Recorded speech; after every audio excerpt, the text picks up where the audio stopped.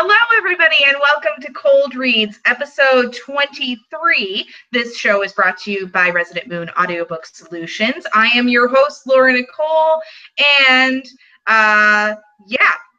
lots of people on this cast, 2 new faces. So I hope you all will welcome them, as I'm very excited to have them on the show. So today we are going to be doing chapter 17, part 1. It is going to go a little bit over the 30-minute mark because I realized as I was looking at casting everybody that,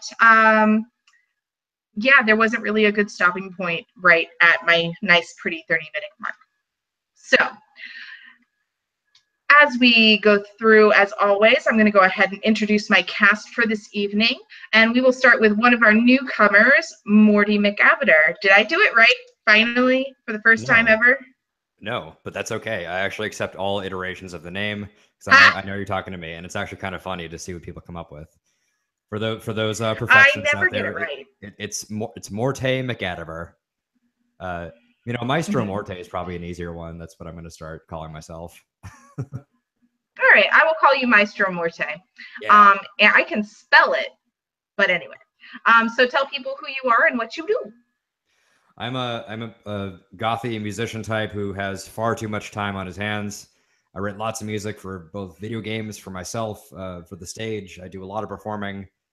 I make a somewhat meager amount of money from it that gets me occasional dinners. And I otherwise do a lot of gaming and occasional appearances with Rubbery Fashions. And that's me in a nutshell. Awesome. Thank you. And our other newcomer is someone very close to my heart, and he gave me all of my silly voices. Alan Spencer, everybody. What are you doing? I can't believe that you are sitting there in your room at this time of night. Hi, everybody. It's Alan Spencer. How are you doing? Hi, Dad. Sweetie. Or Papa Spence, as people, as you have been dubbed as of this evening. That's Janra's fault, but I like it a lot. Anyway, Alan, it's so weird to say. Alan, why don't you tell everybody who you are and what you do? I'm Alan Spencer. By day, I am a system administrator, which you never want to hear from me or never want to see from me. And if we do that, we're all doing really great and fine. Otherwise, my after-hours things are things like gaming, writing audio dramas. Currently have one with Broken Sea Audio Drama. You also might have heard some of my stuff from Broken Sea for Johnny Quest, the audio drama. And I play in a lot of Irish pubs. Very cool, very cool. And we have a dual cam tonight for the Gillicks, Timm and Emilie, returning to the show. Hi. Hi.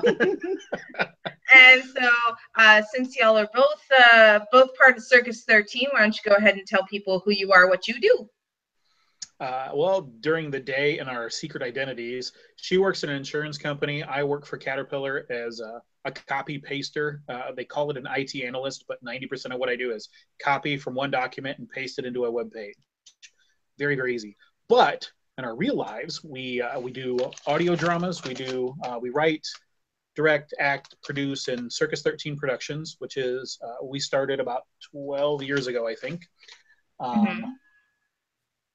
We do voice acting. We've both done numerous stuff for Broken Sea, for Darker Projects, for Pendant, and of course for Circus-13. I do 90% of the writing and 99.9% of the mixing for it as well. I also do photography, and we take care of our 9-year-old son sitting over there, and he's starting to do some voice acting now too. I remember when my little brother was that age and he was playing Johnny Quest. I'm never going to let him live it down. Who is Haji? Jason, she was Jezebel Jade. And I was the hotel cook who spoke German. Haji was actually done by the wonderful Chip Joel. Chip Joel. Haven't heard from him in a while. Anyway, sorry, memory lane. And last but certainly not least, wow, how much whiskey did I put in my drink? Anyway, Janra Roberts. Hi ho. Welcome back, sir. Hi. Thanks and for having me. Of course. And tell everybody what you do. I am Director of Programming at Valley Free Radio. I also run 2 radio shows. One is Press Start to Continue. It's every Monday at 9, where I play video game remixes in nerdcore hip-hop. The other is Civil Politics, and that is talking about politics without butting each other's heads off. You can find those shows at starttocontinue.com or civilpoliticsradio.com. Fantastic. All right, so now you have met my cast. This is going to be a long episode, so I'm going to go ahead and share the script and assign some roles. We've already gone through it, but I just want to let everybody know who's doing what. So Miss Emilie is going to be playing the role of Alina in teal and also the role of Vervain Oakroot in red. Janra is going to be reprising his role of Jack, the petulant youth, in yellow. Timm is going to be reprising his role as Eric Moonrunner in the light blue. The sagey green is going to be Alan, and he is playing Goblo, the troll. And just remember that when you are speaking, you want to enunciate, but that lower lip should be lazy because there are 2 giant tusks coming out. You don't necessarily have to put chopsticks in there, like we saw earlier. And we can see Timm doing on the video. But that is kind of the feel that you want. And then Morte, you are going to be playing Turek, who is a goblin, kind of speaks a little bit Cockney, a little bit New York. Definitely yeah, exactly, like Brooklyn-y-ish. And you'll also be doing the one line for Baltier, who is basically the typical protective older brother. And yeah, that's what you're going to be doing. Wow. Hey, I don't like that. Make it small again. All right. So without further ado, I'm going to go ahead and figure out why that is doing that. Technology. It's a thing. Let's try that again. Have you tried turning it off and on again? I just did. And surprise, surprise, it worked. So let me do a quick recap.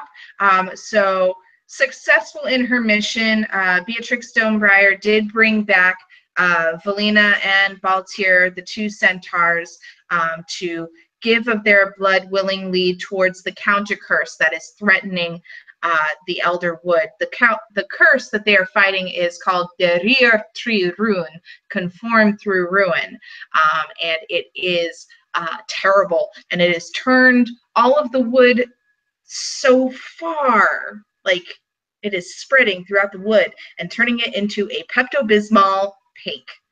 It is gross. And it's not just because I dislike the color pink.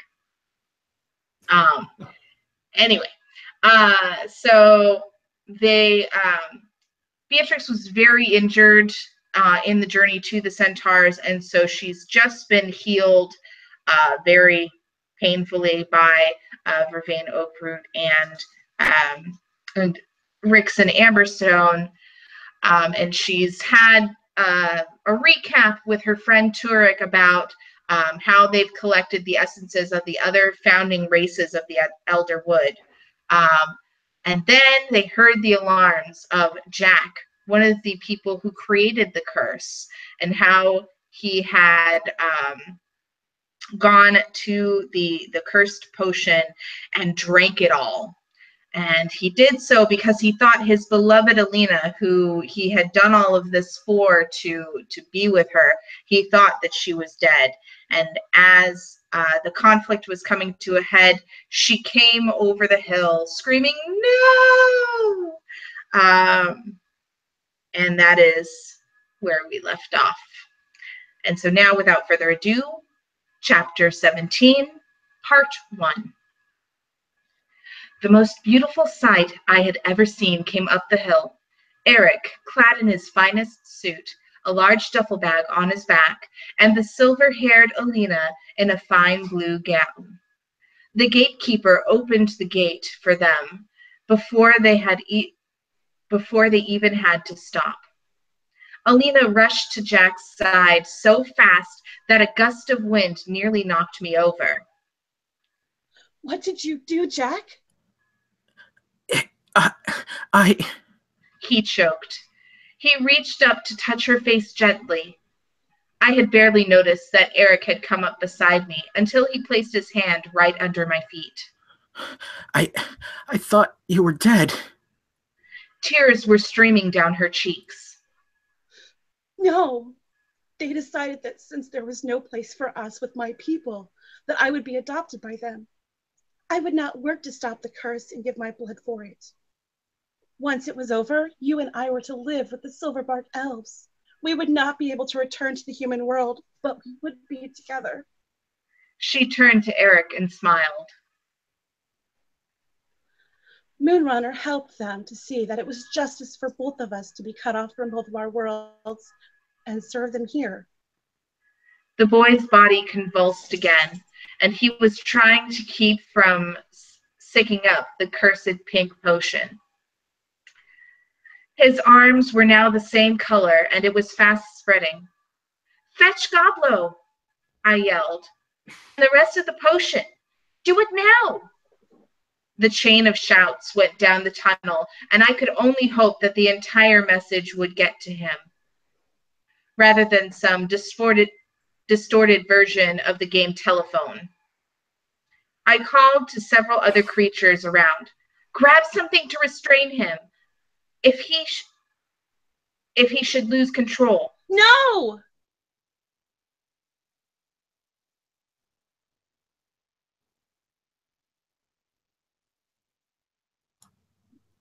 We seem to be having some technical difficulties. Did we lose Laura just now? I think so. Well, now I can cough freely. Should we just keep going, or should we wait for her? We can be entertaining. In fact, we could talk about what fantasy novels we enjoy. Like, I'm a huge fan of Discworld, and I just got started on the Cycle of Iran. I've been liking Birthright. Nice. Who does that? Ted Williams, Every Sorrow and Thorn. I think it is from Image, actually. It's a comic. Yeah, basically it's what would happen, like in the 80s movies where the kid gets taken off to a magical world and he's the chosen one. What happens after the battle's done and he comes home and he's like 20? Nice. What follows him? It's really epic. It sounds like a nice I've actually character been just starting to read, it's an older set of Leiden Hardy's Master of Five Magics. Oh, I think she's back. Oh, I love that book. Is she coming back? By the way, that's civil radio that one of you mentioned. I forget whom. I'm sorry. Civil politics. Yes, I just went to the website. I'll be checking that out. So thank you for that. Yeah, no problem. You said you played the video game music. You might like the other one, Start to Continue. I would. And I'm a fan of nerdcore rappers as well. In fact, I was just spinning some Frontalot and Kabuto the Python. Oh, nice. I had Frontalot on my show a little while ago.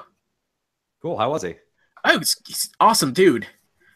He seems like a class act. Yeah, he really is. And really passionate, like, after all these years. It's really cool.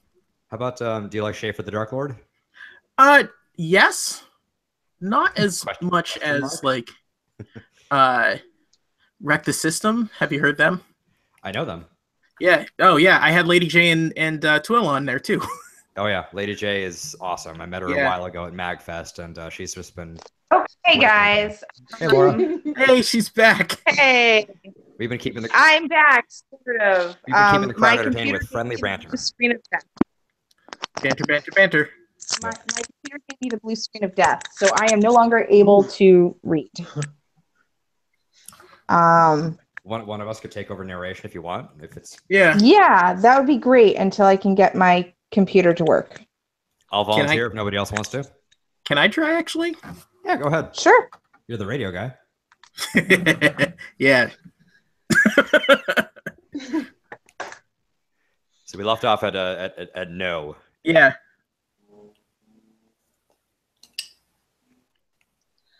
No! Elena shouted again, throwing her body over Jack's crumpled form. Don't you touch him! Elena, Eric said softly. we do not know what the curse is going to do to Jack. It could turn him into something else, or it could just make him convulse and hurt himself. The fact is, we simply do not know. But in order to protect him and ourselves, we need to keep him restrained. He's not an animal! The tears returned. This was a horrible Shakespearean scenario. How did we get here? Still you. Okay. No, he's not, I said, joining the conversation. He's a young man who thought he had lost the love of his life and did not want to be without her. He also wanted to write what he had done and took on the poison himself. Because of that, I do respect him. We have to make sure that he doesn't make the situation worse for himself, though. Out of the corner of my eye, I could see a band of satyrs and goblins holding engraved chains. I nodded, and they slowly approached us. Elena, I whispered, this will be easier for him if you are able to hold his head. He has been shaking horribly. Do not let him hit his head. That got her attention. She was able to be of use to protect her love, so she complied. Where is Goblo? I shouted. He came out of the shadows, vial in one hand and dagger sheathed in the other. Behind him, Marka followed with a smaller cauldron. She was flanked by the two Fae, Rixon and Vervain. The midday sun gave us some much-needed warmth, but it also showed how the poison was taking over Jack's body. Funny how I had once been fighting to survive against what this boy's father had done, and now here was his son, struggling to survive as well. Who will be the one to sacrifice their blood for us? The elder troll asked. Hey, sweet! He's back. Hey, I've got my stuff. The elder troll asked. His skin looked like the color of the sky. It was unnerving. Elena kept a hand on Jack's head and raised another. I will, she said quietly as a summer breeze. Goblo approached cautiously. It would only hurt for a moment, my dear. The girl's eyes went wide for a moment as he came nearer.